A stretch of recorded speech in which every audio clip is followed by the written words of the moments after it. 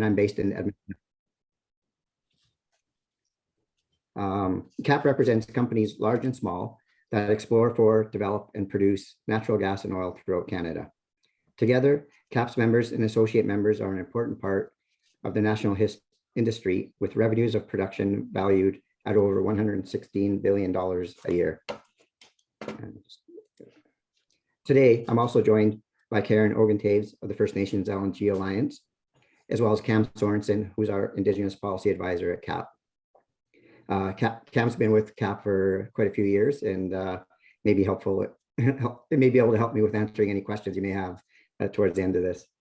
I'm going to start off with a bit of the context about the state of the oil and natural gas industry and the relationships that exist between our sector and the Indigenous peoples. Karen will soon talk about the First Nations LNG Alliance and the involvement of Indigenous peoples in the liquefied natural gas, or LNG, sector. Overall, we want to touch on the future of Canadian energy. As we look to reach climate targets, what does that mean for a growing demand for affordable energy? And importantly, how are Indigenous peoples playing a role in this energy future? For the oil and gas sector, the past 2 years have been unprecedented in so many ways. Our industry has been faced with some of the biggest challenges we've ever seen, very similar to pretty much every sector in Canada and the world.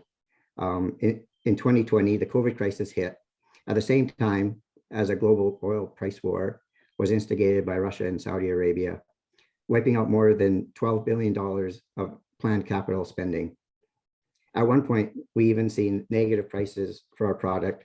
However, thankfully, in the past year, we are seeing many changes.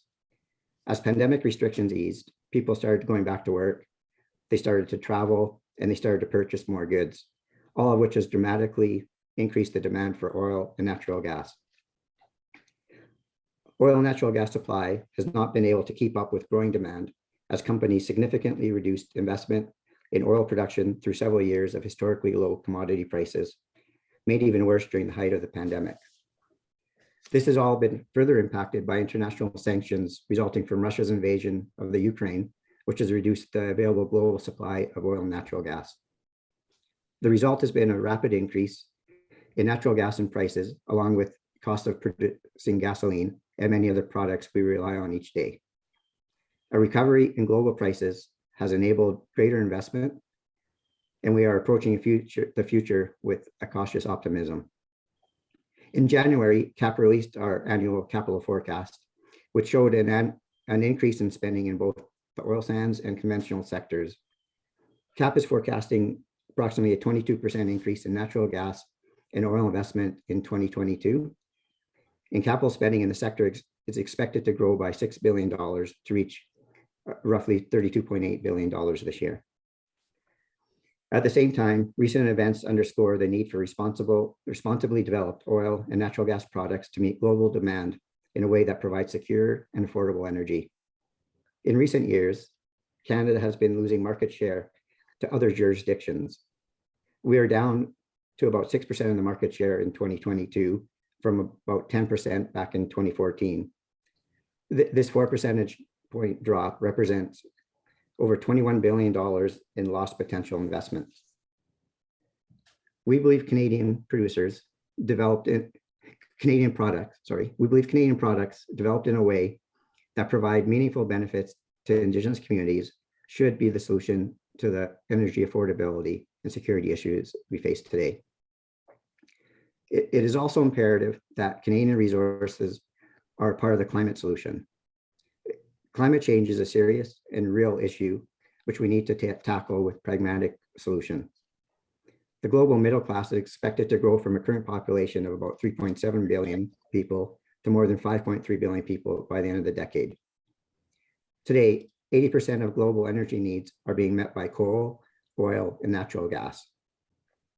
Global oil demand now sits at about 100 million barrels per day.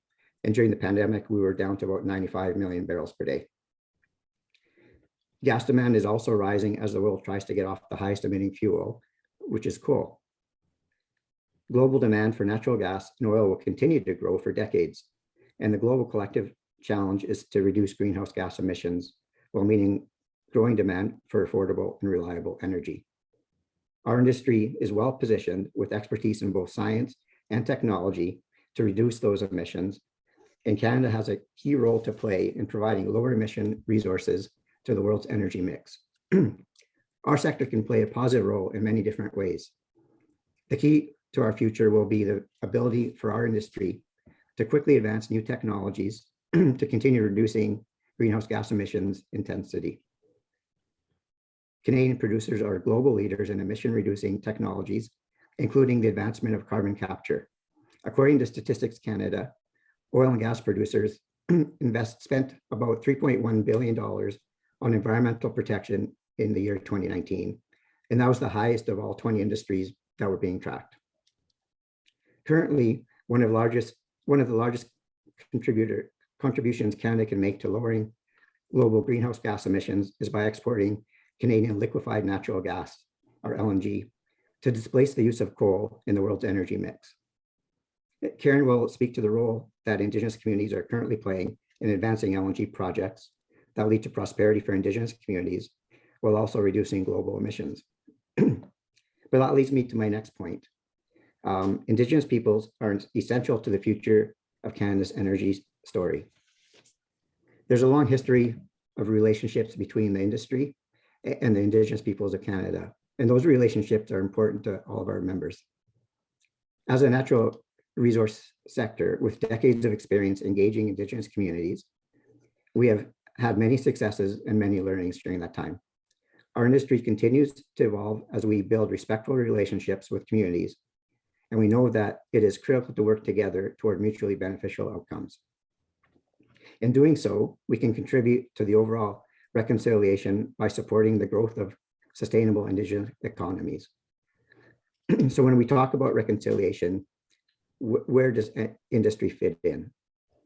We're constantly learning about our role in reconciliation, but we believe that involves two things: responsible development, and secondly, identifying and finding ways to share economic opportunities arising from resource development, while also continuing to learn, improve, and grow strong relationships based on respect and trust.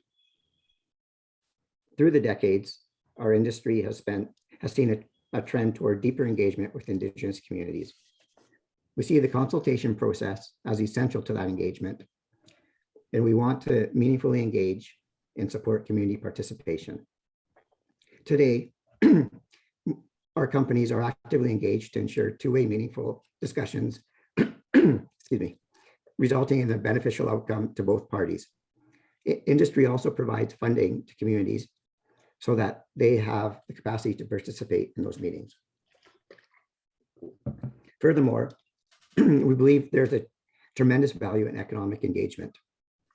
According to companies, one of the greatest transformations over the past few years has been the discovery that beyond the regulated consultation process, there's tremendous value in business partnerships that are formed through engagement with Indigenous communities. This includes things such as joint ventures, preferential contracting arrangements, and general business contracts with Indigenous-run companies.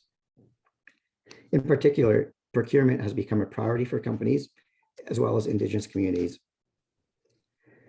Our sector sees tremendous value in ensuring that Indigenous businesses are considered for and awarded contract opportunities, which enable communities to grow their capacity and business knowledge to be competitive on their own terms. Through our engagement efforts, we have heard a lot of things about what economic development can mean to a community.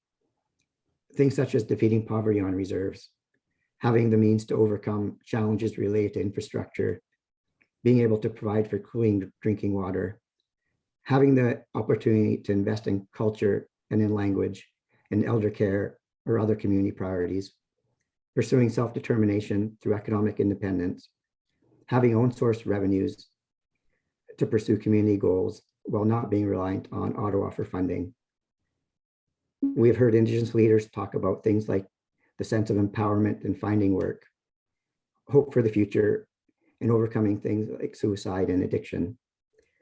We have heard Indigenous advocates talk about building more than just projects, but building communities.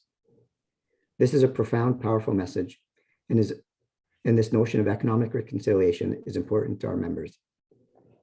In a survey of oil sand producers, we found that economic engagement has tremendous value in the relationships between companies and communities. A key example of this is in procurement. The survey found that between 2017 and 2019, the oil sand producers spending on procurement by indigenous-owned companies rose from $1.55 billion to $2.36 billion. And in that same period, community investment in the oil sands rose from $21 million to $32 million. Of course, there are other examples of investments in economic partnerships outside of procurement. For example, one of our members, Cenovus Energy, announced in 2020 its commitment to help alleviate a shortfall in adequate housing for Indigenous communities in the region they operate. The company committed to $10 million annually for 5 years for a total of $50 million to build homes in 6 First Nations communities close to its Christina Lake and Foster Creek operations.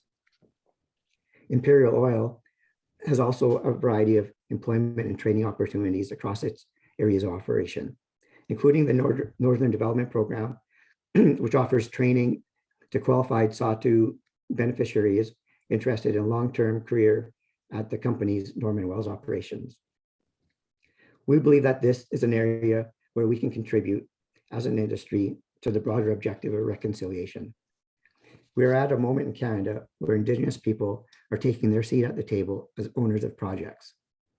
In 2017, as an example, Fort McKay First Nation and Mikisew Cree First Nation in Northeast Alberta acquired a combined 49% equity interest in Suncor's East Tank Farm, a strategic infrastructure project for approximately $503 million. These investments provided both communities with stable, predictable, and long-term funding to enable further growth.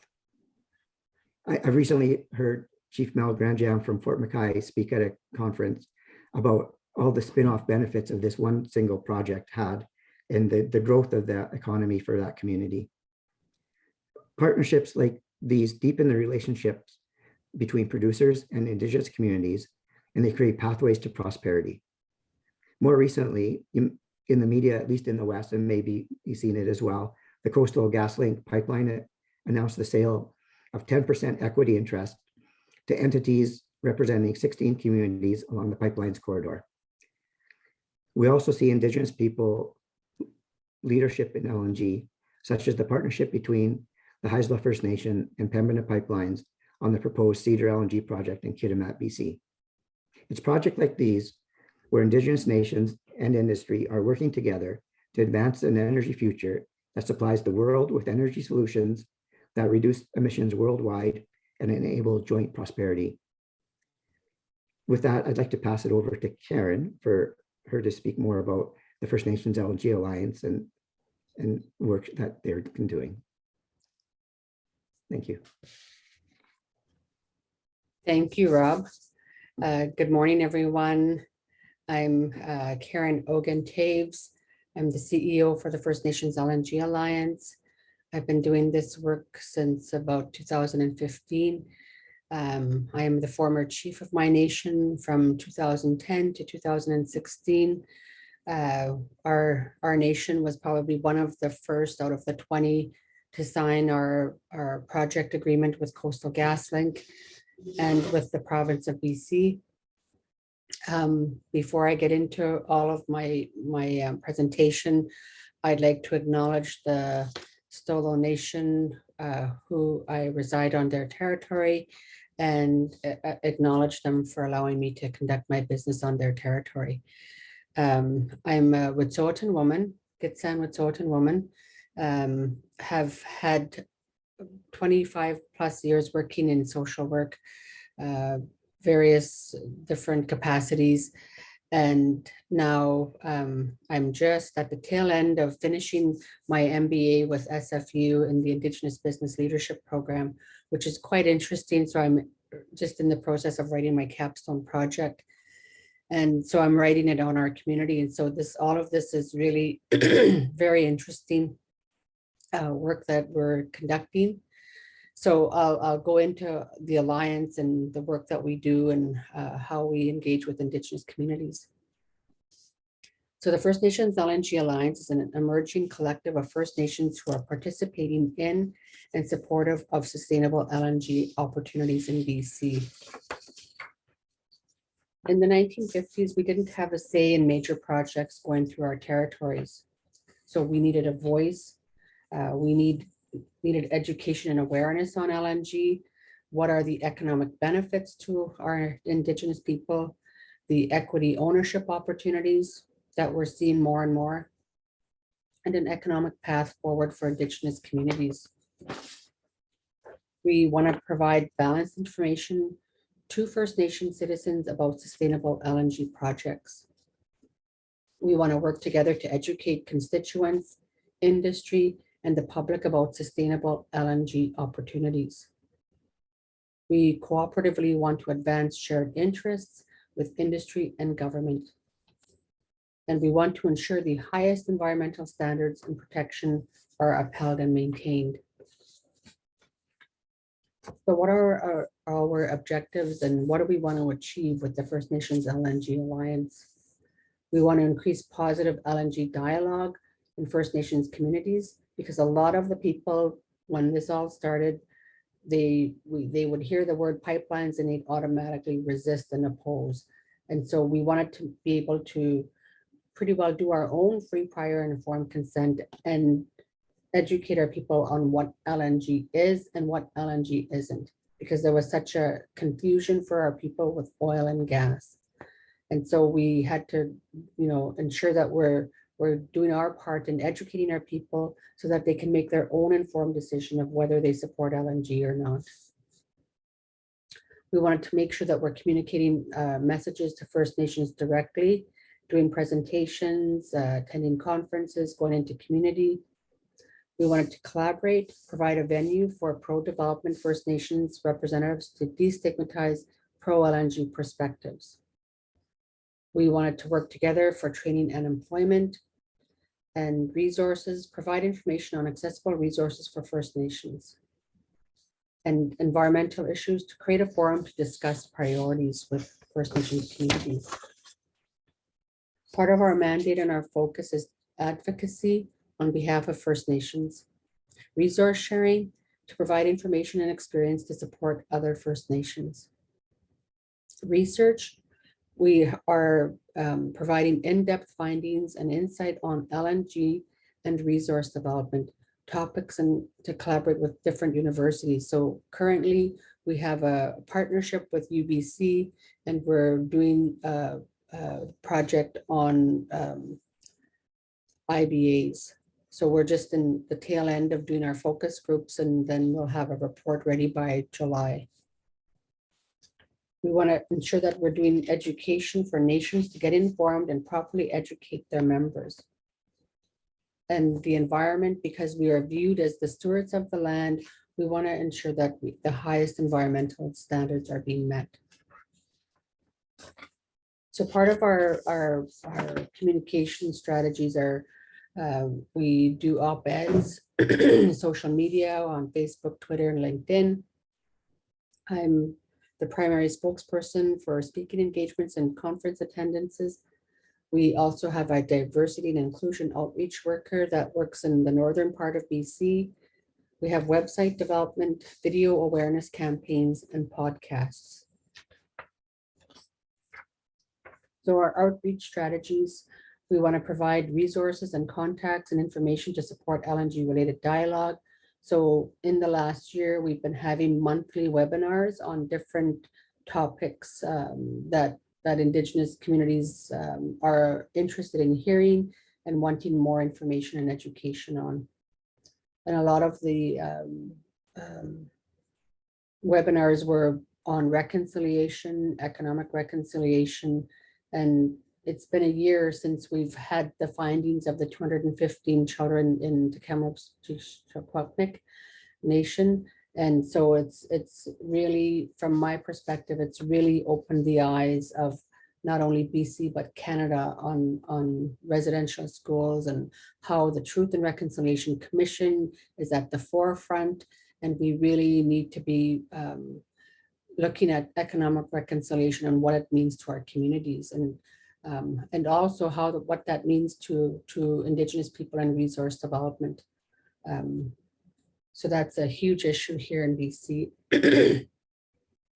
Government and industry, we act as a liaison, and we do presentations with both government and industry as well. And then we work with the First Nations Energy Economic Development Organizations to support organizations with similar mandates and messages. Our board of directors, we have 9 board of directors. We have Chief Crystal Smith from the Haisla Nation, who is our chair. We have Cliff White from the Gitsakla Nation. He's our vice chair. Councillor John Allen Jack from the Hawaiian First Nation. He's our treasurer. We have President Eva Clayton from the Nisga'a Nation, who's our secretary. Councillor Alan Lawrence from the Selk'asko Nation, Burns Lake Band. We have Councillor Jackie Thomas, who's the former chief of her nation for Saikas First Nation. We have Councillor Robert Skin from the Skintai Nation, which is a Wet'suwet'en community. We have Councillor Heather Newski from the Wet'suwet'en First Nation in Burns Lake. And we have Chief Glenn Bennett from the Kitsilus First Nation. So we've formed partnerships over the years by way of MOU.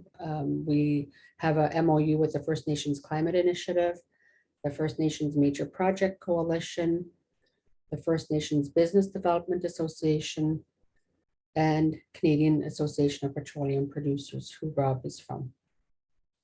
We also have, we collaborate with the following organizations: Coastal GasLink and TC Energy, LNG Canada, Canadian LNG Alliance, the McDonald Glory Institute, and the Indigenous Resource Network. Our funders are the BC Ministry of Energy, Mines and Low Carbon Innovation, Ministry of Indigenous Relations and Reconciliation, and Natural Resource Canada with the Major Projects West Office. So the current projects are, like I said, the UBC research on impact benefit agreements. We co-authored the procurement best practices with Major Projects Coalition. We've done 4 leadership podcasts with Chief Crystal Smith, President Eva Clayton, Vice Chair Clifford White, and Policy Analyst Kim Baird. We've just conducted a video project, which you should find on our social media channels.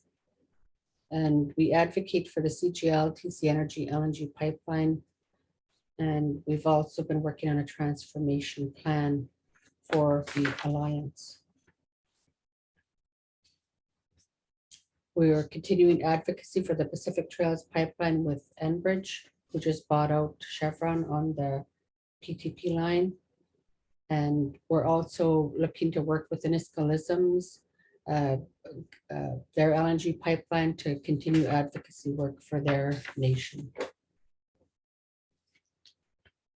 So what are the benefits that the Alliance creates for First Nations in Canada? We advocate for the highest environmental standards from an extraction to port to ensure we are benefiting economically and increasing the quality of life for First Nations. We advocate for equity ownership with company and First Nations to create certainty for major projects. LNG is relevant in light of the increase in climate change. China needs to be off of coal. And that was one of the Glasgow outcomes. And now with this war in Ukraine, there's such a demand for LNG in the European countries. I've just come from a Canada Gas Association conference a few weeks ago, and the fellow that heads up CGA had met with the European ambassadors, and they've been asking how quickly can we get our LNG to the European countries. So there's some significant projects that could happen for Canada that would not only benefit Canada, the provinces and the Indigenous people, and especially helping with the Ukraine. For successful partnerships with First Nations on major projects. We view relationship building is critical from beginning to end, building trust, mutual respect, be in community, get to know the nation you will be doing business with. Procurement opportunities and partnerships with the prime contractors.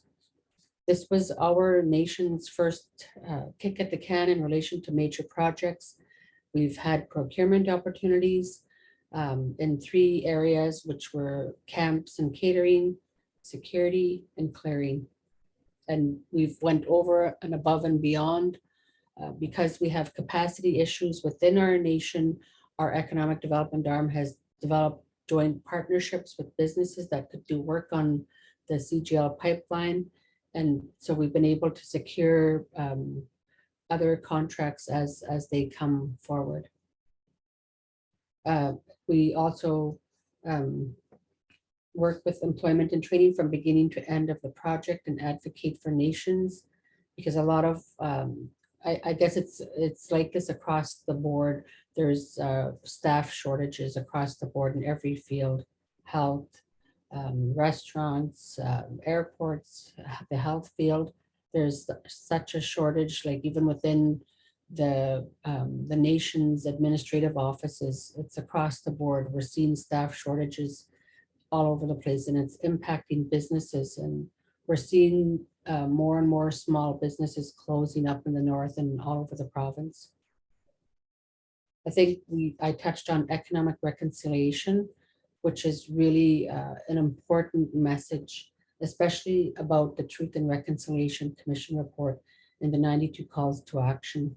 And also in relation to that is the missing murdered Indigenous women and girls that we shed light on and bring those messages across, because those stories are real in our communities. And one of the books that I recommend is The Weaving Two Worlds, that was written by Christy Smith and Michael McPhee. And it talks about economic reconciliation between Indigenous peoples and the resource sector. I think it's the hot off the press, and it's really a good read, especially how-tos for industry on how to work effectively with Indigenous peoples. I think I touched on a lot of things, and some issues were similar as Rob's, but I'm open for questions. Thank you, Ms. I.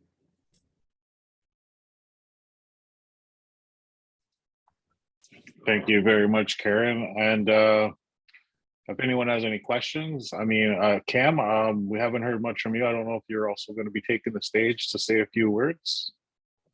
I'm not going to be taking the stage today, but happy to help with any questions. I think Rob covered it off from our end. So yeah, just a pretty ornament today, then. Right? Yeah. No, he's the brains behind the operation. Right. Great. Well, great presentation, everybody. Thank you very much. I'll open up to the floor to any of our members or anybody in the room that would have any questions for our presenters today. Feel free. This is your time to ask questions now. I'll kick it off, and my question is to Karen. I mean, the alliance sounds absolutely phenomenal, and I'm just wondering how successful it's been with the relationship with the producers, and how many First Nations are actually part of the alliance within the group itself. Well, I think the relationship with producers, with the LNG, I think we have a good relationship with Coastal GasLink, TC Energy, and that's the major project that's sort of highlighted. I'm sure you guys see news releases about what happens with CGL and the opposition to it. I think for the most part, the 20 First Nations that have signed project agreements with Coastal GasLink have a good working relationship with TC Energy as they are in construction mode. From what we understand from the last report from CGL, the LNG line was 61% complete. And their plan is to have the project and the pipe in the ground by 2023. And so there's been a lot of activities happening on the territories, a lot of procurement opportunities for the nations, and a lot of employment opportunities as well. As part of the alliance, out of the 9 members, I think that, let me just go through my list here to see which ones actually have benefit agreements with Coastal GasLink. We have the Haisla Nation that has a agreement with CGL. Nisga'a Nation is in the process of getting their own Nisga'a LNG project off the ground. Selkazco has an agreement with CGL, Saikas, Skintai, Wet'suwet'en, and Kitsilus. So 5. There's 6 out of the 9 that sit on our board that have project agreements with Coastal GasLink. So they negotiate those agreements separately with each First Nation member, or are you involved with any of that?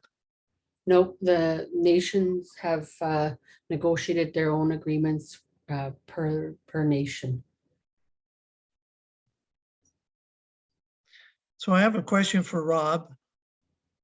You mentioned that the Indigenous procurement went up quite a bit in the last number of years. Mhm. Do you know what the percentage is of the total procurement that's coming out of Indigenous companies? Oh. Offhand, I don't know, Rob. Do you know, Cam, by any chance? No, I want to get that to you because I know that we can get that, but Yeah. I know too, so without kind of the numbers in my head, that was another thing is the percentage of procurement has also gone up. And this was something that we even saw that okay, before the pandemic around, 2014, 2015, 2016, we saw a severe downturn in the oil and gas sector where prices were very low.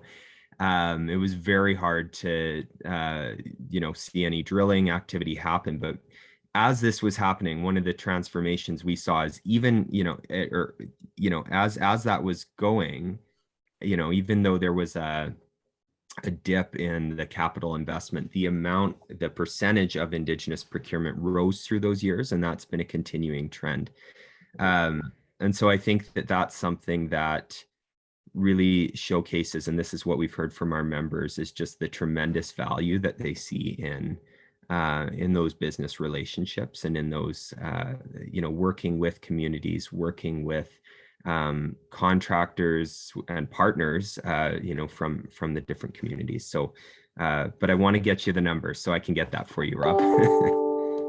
Yeah, I'm just curious because as we know, the federal government has targeted a 5% level of trying to get to that type of goal, which is much in relation to the Indigenous population percentage across Canada. But I'm just curious, I'm seeing a lot of private industry actually exceeding that number. And I was just wondering whether the oil and gas industry is in fact one of those that is exceeding that number and kind of showing the federal government the way that 5% is a small goal instead of a much higher percentage.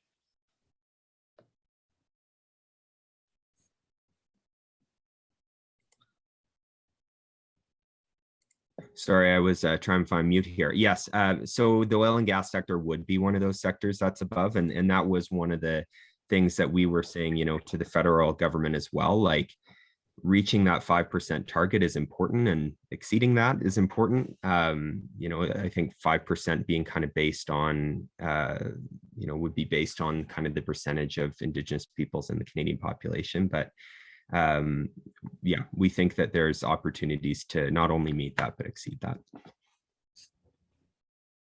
Great. Any other questions from the floor today? I'm just curious of what types of opportunities exist that possibly in a similar type of realm within the province of Ontario, given that we're an Ontario association.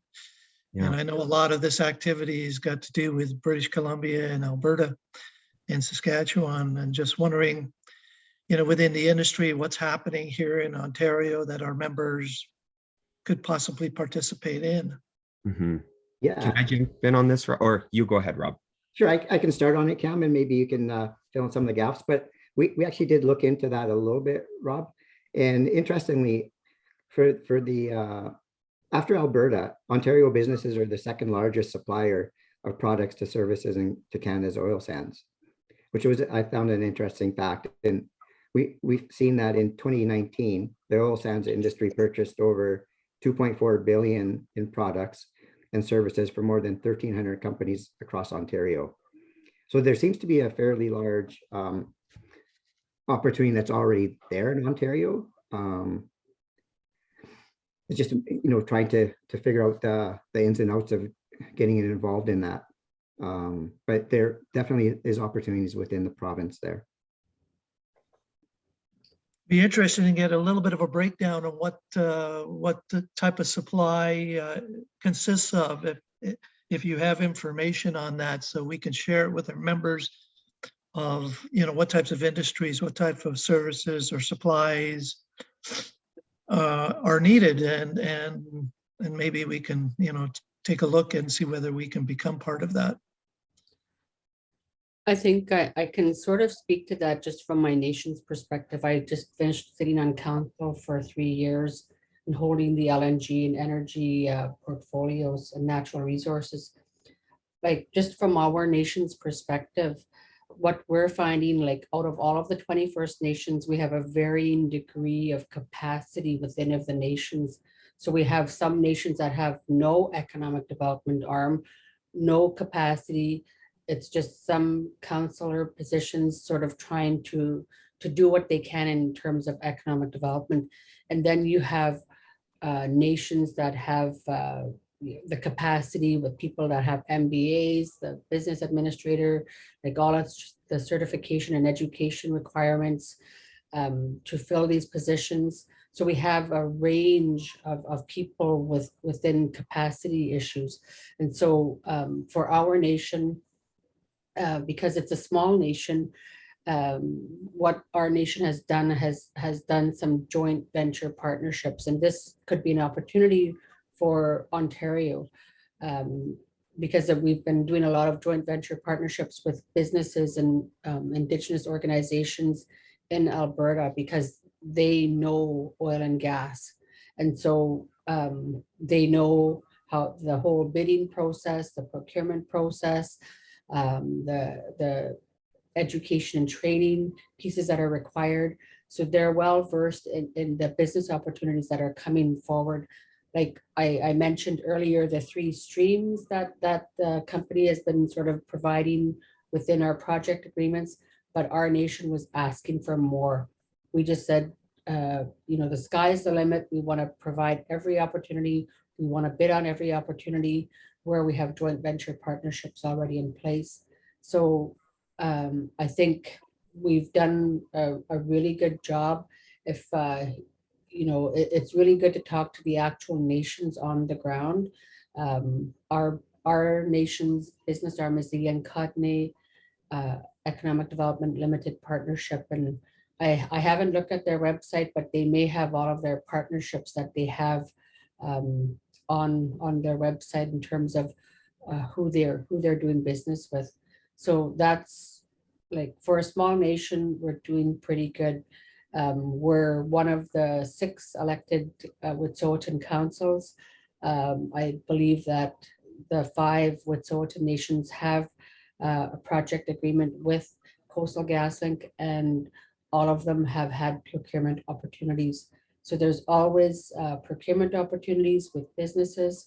We have the Cedar LNG with the Haisla Nation, and then now the Nisqualissim's LNG that's coming up. So there's opportunities out there that are up and coming. It's a matter of getting in front of their economic development, people, seeing what business opportunities there are and what items that nations can bid on, which you could jointly partner with the nations.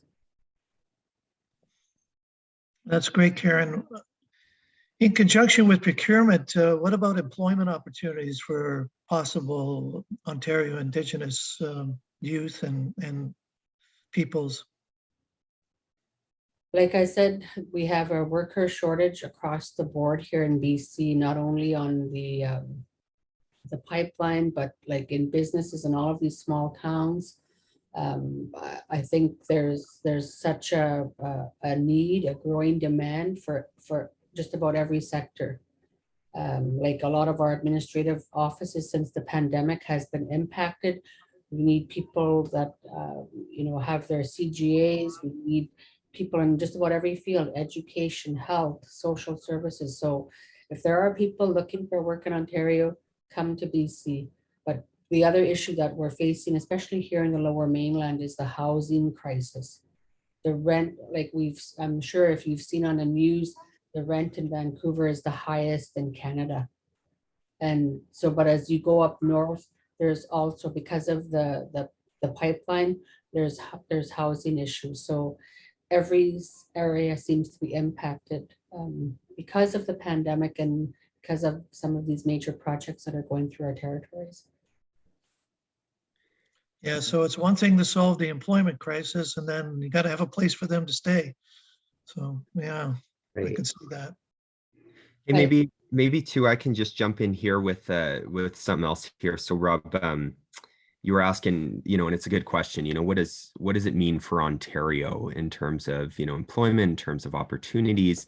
So I think like Rob said, like the oil and gas industry, like Ontario is very important, particularly in the supply chain sense. Industries spend over 2.4 billion on services and products. A lot, and there's all sorts of things there. There's materials, parts and supplies, there's equipment and services, there's electrical equipment, there's construction, business services, telecommunications, technology development, drilling services. Like there's all sorts of things. And so I think that Ontario is a really big part of the energy story. And the thing about the energy story, of course, there's a lot of production in, the West. There's a lot of, the LNG story is very important to BC. The manufacturing and the business services sector is important from an Ontario perspective. So I think, we think that this is really, such a national industry. And I know that for Indigenous peoples, our sector really does value employment for Indigenous peoples within the sector. And so I think that there's absolutely opportunities there. That's exciting. One of the issues that one of the nations that you might want to be connecting with is on the East Coast. I think that they have put a lot of potential, especially right now as we speak.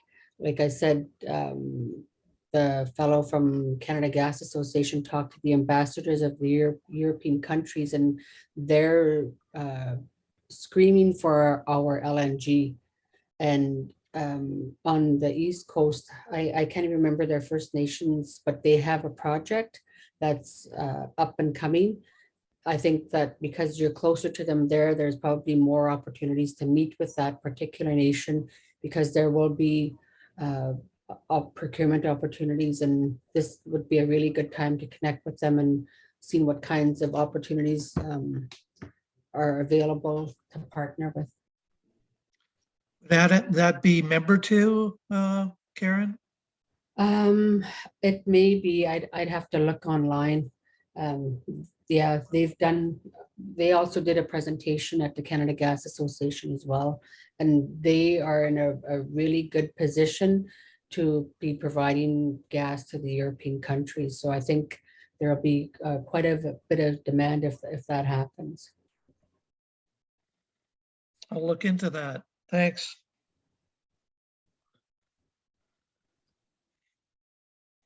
Any other questions from our members? Well,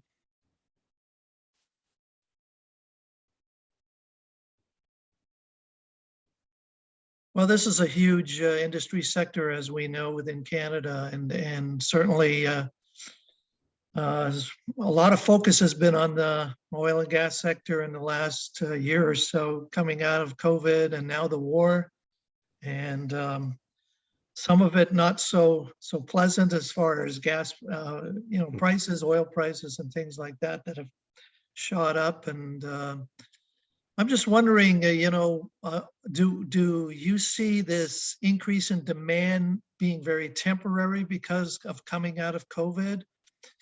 And if so, are we gearing up for more production for a market that may deflate in another year or so because of pent-up demand? I don't know whether you can answer that question, but.